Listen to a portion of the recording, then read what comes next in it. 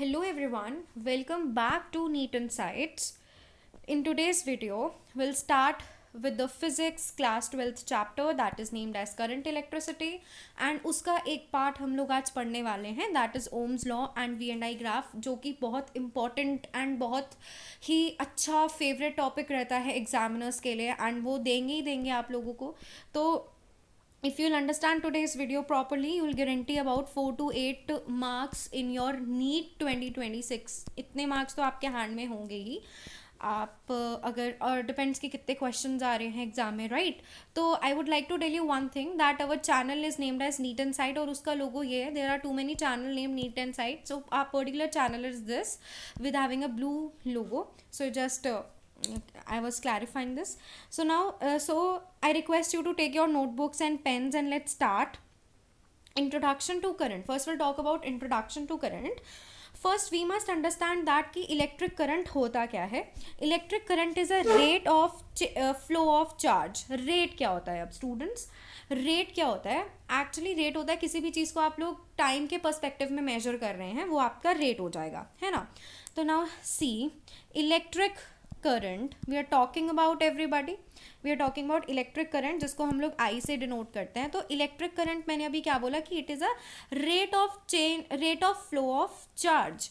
Charge का flow with respect to time, यानी कि चार्ज का फ्लो विद रिस्पेक्ट टू मतलब चार्ज का flow with respect to time की बात करेंगे तो वो हमारा इलेक्ट्रिक करंट हो जाता है. वो हमारा इलेक्ट्रिक करंट हो जाता है.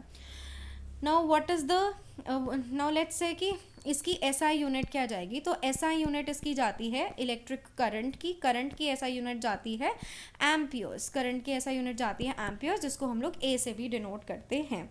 ओके, नाउ हमने बोला कि करंट हमारा होता है Q by T, charge by time, है ना. We have set this everybody. So now as I said कि ये मेरा सपोज 1 एम्पियर्स है एंड चार्ज की जो यूनिट होती है, चार्ज की यूनिट होती है कूलॉम्ब और टाइम की यूनिट होती है सेकेंड्स. तो हम लोग करंट की यूनिट को कूलॉम्ब्स पर सेकेंड से भी डिनोट कर सकते हैं. तो अब मैं कहूँगी कि 1 एम्पियर्स क्या होता है. तो 1 ampere means 1 coulomb of charge flowing per second. Metals में क्या होता है, in metals current flow due to the electrons. Metals में करंट किसकी वजह से फ्लो हो रहा है, इलेक्ट्रॉन की वजह से. बट बाय कन्वीनियंट हम लोग क्या कंसीडर करते हैं कि जो करंट का डायरेक्शन होता है वो इलेक्ट्रॉन्स के डायरेक्शन के ऑपोजिट होता है, right. Yes, usually students confuse this. So this was basic introduction about electric current. Now let's talk about introduction to Ohm's law. Now comes the most important Ohm's law. Ohm's law tells us the relationship between the voltage, okay, between current and between resistance. इन तीन चीज़ों के बारे में Ohm's law हमारे को relation बताता है. क्या बोलते हैं हम यूजुअली कि ओम्स लॉ होता है कि कांस्टेंट टेम्परेचर पे potential is directly proportional to the current. ये होता है ओम्स लॉ, है ना. ये बेसिकली किस पे है, एट कांस्टेंट टेम्परेचर पे. एट कांस्टेंट टेम्परेचर पे I is directly proportional, V is directly proportional to I. will never say I is directly proportional to V. will only say that V is directly proportional to I. और जब हम लोग इस proportionality sign को हटा देते हैं तो एक कांस्टेंट आता है आर आई. तो this R is what called as resistance. क्या बोलते हैं हम इस आर को, बोलते हैं रेजिस्टेंस. ओके, अब मैंने बोला कि V is equals to I R. R यहाँ पे क्या है, रेजिस्टेंस है. आई क्या है, जो भी करंट फ्लो हो रहा है और उस समय पे जितना पोटेंशियल ड्रॉप होगा वो आपका ये वोल्टेज या पोटेंशियल से हम लोग इसको डिनोट कर रहे होते हैं. This law is valid only when physical conditions like temperature remains constant. जब सिर्फ टेम्परेचर कांस्टेंट रहेगा तभी ऐसी कंडीशंस रहती हैं. तो रेजिस्टेंस होता है opposition to flow of current, यानी जो फ्लो ऑफ करंट के रोक रहा होता है, ठीक है, के अगेंस्ट लगता है. I is the current and V is the potential difference that is acting basically, right. Now we know that कि जो यूनिट होती है वी की वो रहती है वोल्ट, है ना. करंट की यूनिट अभी हमने पढ़ी है पीछे, करंट की यूनिट रहती है एम्पियर्स. तो रेजिस्टेंस क्या रहेगा, रेजिस्टेंस आ जाएगा V बाय आई, यानी कि रेजिस्टेंस की यूनिट हो जाएगी volt. Sorry today pen is not working properly, volt upon amperes, volt upon amperes, और इसी को हम लोग बोलते हैं ओम, क्या बोलते हैं, ओम, और इसका जो साइन होता है वो होता है ये, तो resistance is equals to V upon I, that is volt upon ampere, और इसको हम लोग ओम से डिनोट भी करते हैं. Okay, let's solve a P Y Q question. Here it's given, question हम लोगों को दिया है, इसको सॉल्व कर लेते हैं. Now it says कि if V is 10 volts and current is 2 amperes then find resistance. अभी हमने पढ़ा था कि V was proportional to I. proportionality sign जब हम लोग हटा देते हैं, proportionality sign जब हम लोग हटा देते हैं तो एक constant आ जाता है, V is equals to are आई, है ना. R is resistance, यही हमें निकालना है, तो R is equals to आ जाएगा V by I. तो V हमें क्वेश्चन में कितना दिया है, V हमें दिया है 10/2, that is 5 ohms is our right answer, क्योंकि रेजिस्टेंस निकालना है. या फिर आप इसको एक और लिख सकते हैं, that is 5 volts per ampere, ये भी आप लोग इसको लिख सकते हैं. Now I am giving you one question, please comment it down. Question जाएगा आपका कि वोल्टेज जो है, एक ऑब्जेक्ट है जो कि ओम्स लॉ फॉलो कर रहा है, उसकी वोल्टेज है 12 वोल्ट्स, उसमें जो करंट फ्लो हो रहा है 3 amperes. Now you have to tell its resistance, please comment down its resistance, answer बता देना इसका कॉमेंट में. And yeah, so this was about introduction to Ohm's law we have done. Now we're going to start with the VI graph. Okay, now comes the most repeated concept जो कि VI graph है. V यहाँ पे क्या चला जाएगा, potential difference चला जाएगा, और आपका करंट क्या चला जाएगा, करंट आई क्या चला जाएगा, करंट चला जाएगा, राइट. अब देखो, will draw a graph over here, just a second, give me a second over here. हम लोग यहाँ ग्राफ बना लेते हैं,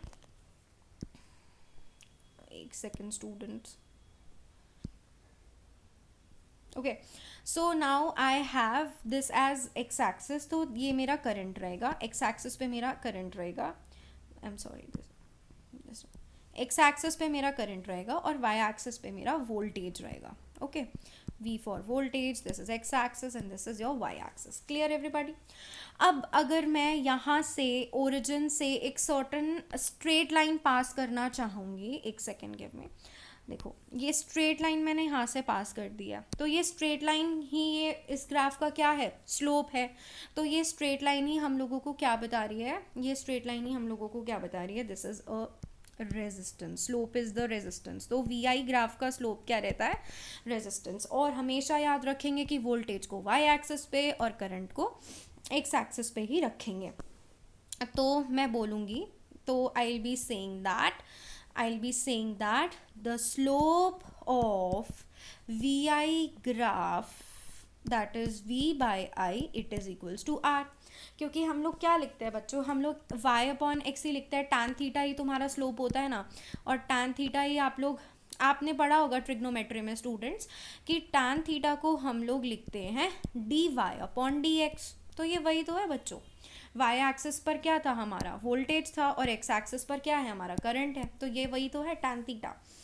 तो if the graph is straight line that is passing through the origin, तो हम लोग कंडक्टर को बोलते हैं ओहमिक. अब हम लोग ohmic and non ohmic conductors की थोड़ी सी बात कर लें, तो ohmic and non ohmic conductors कौन से होते हैं, देखिए, will talk about this now. 2 graphs बनेंगे इसमें. I hope all students are making with me. I hope that all students are making with me, है ना. चलिए, गुड वन. तो पहले हम लोग बात करेंगे अबाउट ओहमिक. हमेशा याद रखेंगे कि वाई एक्सिस पे वोल्टेज होता है और एक्स एक्सिस पे करंट होता है. फिर हम लोग बात करेंगे नॉन ओहमिक की, ठीक है. ओहमिक कंडक्टर्स वो कंडक्टर्स होते हैं जिनका ग्राफ वी आई ग्राफ की स्ट्रेट लाइन आती है, और नॉन ओहमिक ऑब्जेक्ट्स वो होते हैं जो, यहाँ पे V था, यहाँ पे I था, है ना, जो स्ट्रेट लाइन शो नहीं करते. या तो ऐसी लाइन शो कर देंगे, डेविएट हो जाएगा उनका पाथ, या फिर वो ऐसी लाइन शो कर देंगे, इधर से डेविएट हो गया, मतलब they will never show a straight line, they are non ohmic conductors. Okay, if graph is a straight line passing through the origin, तो कंडक्टर ओहमिक है, otherwise the conductor is non ohmic. हमेशा एक चीज़ याद रखेंगे, हम एक और चीज़ यहाँ पे मैं आप लोगों को बना के दिखाती हूँ, बहुत ईजी कर दूंगी ताकि आप लोगों को कोई भी प्रॉब्लम ना आए नीट एग्ज़ाम में. कोई भी क्वेश्चन करते time you will not get any problem during NEET exam. Yes yes. So just a second. Yes देखो, I would like to tell you कि कुछ टर्म्स बताना चाहूँगी कि जैसे ये वाई एक्सिस है और ये एक्स एक्सिस है, ये आपका स्ट्रेट लाइन जा रहा है ना. अब ये एक ऐसे है ग्राफ और एक ऐसा ग्राफ है, तो इसमें मैं बोलूँगी कि इसका तो ज़ीरो स्लोप हो गया है ना, ज़ीरो स्लोप हो गया. ये हो गया तुम्हारा थोड़ा सा शैलो स्लोप. क्या बोल देंगे? Shallow slope. लेकिन इसको जो बोलते हैं बच्चों, इसको बोलते हैं स्टीपर स्लोप. क्या बोलते हैं? स्टीपर स्लोप बोलते हैं हम लोग इसको. We called it as steeper slope. जितना वाई एक्सिस की तरफ जाएगा उतना हम लोग स्टीपर बोल देंगे. तो देखिए, अब हम लोग बात करते हैं. मैंने अभी आपको बताया कि tan थीटा होता है dy बाई डी एक्स और यही मेरा रेजिस्टेंस होता है. रेजिस्टेंस होता है तो ग्राफ में मैं ये देखूंगी कि जितना ज़्यादा मेरा थीटा होगा उतना ज़्यादा मेरा रेजिस्टेंस होगा. यस. तो थीटा कब बढ़ेगा? जब ये जो आपका स्ट्रेट लाइन है ये स्टीपर होगा या शैलो होगा. Please commented down this also. Now you have 2 question to commented down. पहला तो मैंने आपको ऊपर दे दिया. दूसरा क्वेश्चन ये है कि आपको बताना है कि जो ग्राफ है, ये जो स्ट्रेट लाइन दिखा रहा है, अगर ये स्टीपर होगा तो इसका एंगल ज़्यादा होगा या शैलो होगा तो इसका एंगल ज़्यादा होगा. तो ऑब्वियसली स्टूडेंट्स विल से कि मैम स्टीपर ग्राफ का जो होगा, स्टीपर ग्राफ जो होगा उसका एंगल ज़्यादा होने वाला है. उसका एंगल ज़्यादा होने वाला है. तो एंगल ज़्यादा होगा तो tan थीटा ज़्यादा होगा. तो tan थीटा का मतलब क्या होता है? tan थीटा होता है रेजिस्टेंस. tan थीटा होता है रेजिस्टेंस. तो रेजिस्टेंस ज़्यादा है तो आपका tan थीटा ज़्यादा है स्टूडेंट्स. तो मतलब आप ये बोल सकते हैं, आप एग्ज़ाम में इजीली ऐसे देख सकते हैं कि जिसका ग्राफ स्टीपर ज़्यादा है उसका रेजिस्टेंस ज़्यादा हो गया. ठीक है. और यहीं अगर मैं बोल दूं कि अगर वो लेस स्टीपर चला गया बच्चों, लेस स्टीपर चला गया, मतलब देखो ये एक ग्राफ बनाया गया है ना. एक तो ये है, एक ये है, तो इसमें ए और बी है. तो जल्दी से बताएं, जल्दी से कमेंट करें कि स्टीपर कौन सा है. Now have 3 question to commented down students. तो स्टीपर आप बोलेंगे कि मैम ए ज़्यादा स्टीपर है बी के कंपैरिजन में, तो ए का रेजिस्टेंस ज़्यादा हो जाएगा. तो अगर लेस स्टीपर होगा तो लेस रेजिस्टेंस होगा. क्यों? क्योंकि उसका एंगल छोटू हो जाएगा बच्चे. उसका एंगल छोटा हो जाएगा, है ना. Is that clear to everybody? Yes. अब चलो एक क्वेश्चन कर लेते हैं. NEET frequently asked graph based question है ये. ग्राफ बेस्ड क्वेश्चन अभी नीचे आएगा. अभी हम लोग एक नॉर्मल क्वेश्चन कर लेते हैं.